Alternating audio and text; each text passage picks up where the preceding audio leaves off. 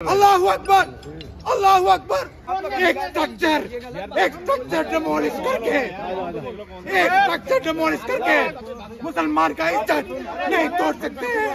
Rebuild Babri, Rebuild Babri, rebuild Babri, rebuild Babri. The Azan will rise from the rubbles of Babri. Azan again will rise from the rubbles of Babri.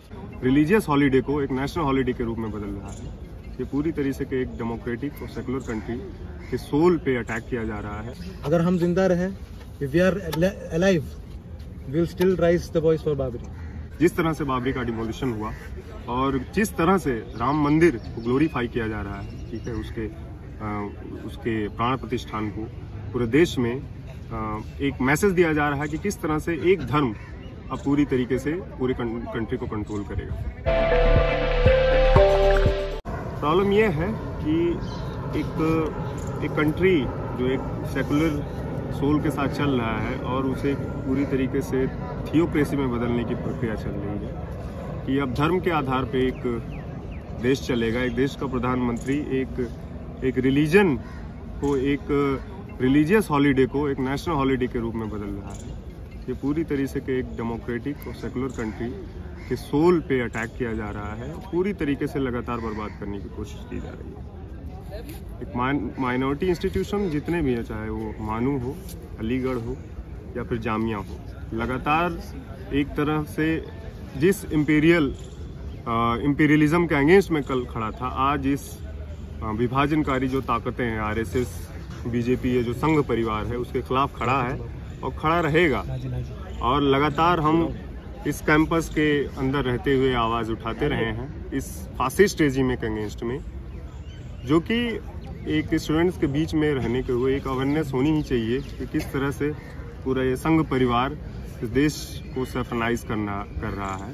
और जिस तरह से बाबरी का demolition हुआ और जिस तरह से राम मंदिर को ग्लोरीफाई किया जा रहा है, ठीक है, उसके प्राण प्रतिष्ठान को पूरे देश में एक मैसेज दिया जा रहा है कि किस तरह से एक धर्म अब पूरी तरीके से पूरी कंट्री को कंट्रोल करेगा। ठीक है, तो आप ये समझ लीजिए कि जो माइनॉरिटीज़ हैं और जो मार्जिनलाइज्ड सेक्शंस हैं, जो अपनी आवाज़ जो संविधान में रहते हुए बचे हुए हैं, लेकिन वो पूरी तरीके से संविधान के ऊपर भी अटैक है। और अगर संविधान के ऊपर अटैक है तो पूरे माइनॉरिटी के ऊपर ये अटैक है।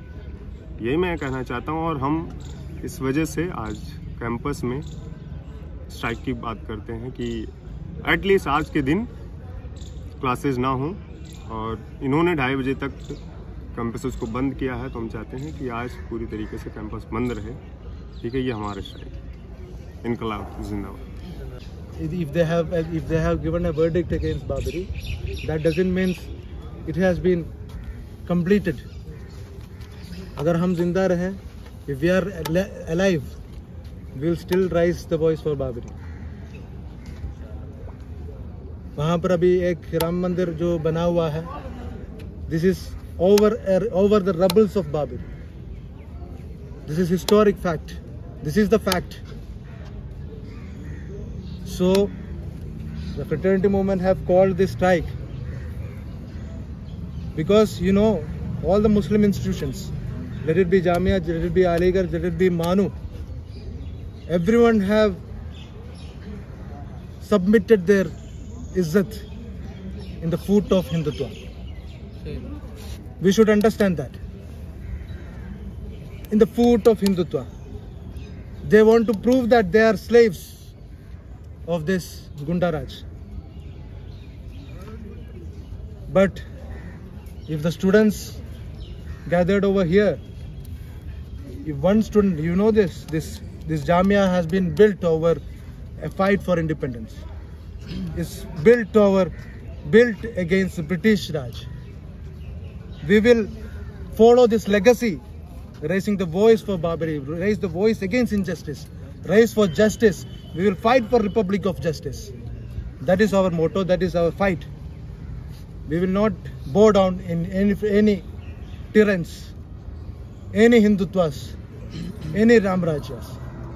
Because this nation is built over a constitution. This constitution is not written for building a nation. This constitution is built over the mandate of different communities here. This different communities, let it be Muslim, let it be Dalit, let it be Adivasi, different nationalities. This is built over a constitution.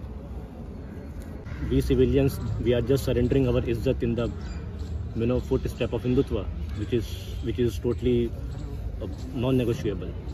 And fraternity hold this idea that this destruction of Babri Masjid and building the Ram Mandir over the rubles of Babri Masjid is totally a gross injustice happened toward the Muslim community. So fraternity will keep on raising the voice on this particular day every year, inshallah, and we will continue fight against the operation of Hindutva project in this country, inshallah.